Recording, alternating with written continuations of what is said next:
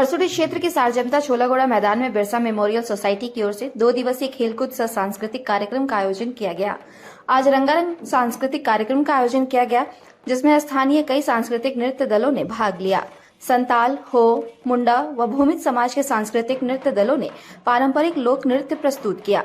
मेला आज दर्शकों से खचाखच भरा हुआ था। बच्चे, युवा और बुजुर्ग मेले का लुफ्त लेने पहुंचे हुए थे। मौके पर बतौर मुख्य अतिथि के रूप में ओडिशा झारखंड मुक्ति मोर्चा के प्रदेश अध्यक्ष अंजलि सोरेन एवं विशिष्ट अतिथि के रूप में महासचिव दुबराज नाथ पहुंचे थे। मुख्य अतिथि ने अपने संबोधन में कहा कि आदिवासी मूलवासी समाज को अपनी एकता और अखंडता को हर हाल में कायम रखने की जरूरत है। इसके साथ ही पूर्वजों के द्वारा दी गई धरोहर को जीवित रखने की जरूरत है। आदिवासी मूलवासी समाज आर्थिक और शैक्षणिक रूप से बिछड़ा हुआ है। इस बिछड़ेपन को दूर करने के लिए समाज के हर व्यक्ति को चिंतन मंथन करना होगा। समाज को आगे बढ़ाने में स्वशासन व्यवस्था के प्रमुख को महती भूमिका अदा करना होगा। वे समाज के महत्वपूर्ण स्तंभ हैं। समाज उनकी देखरेख में संचालित होता है। Bureau report, Jamshedpur.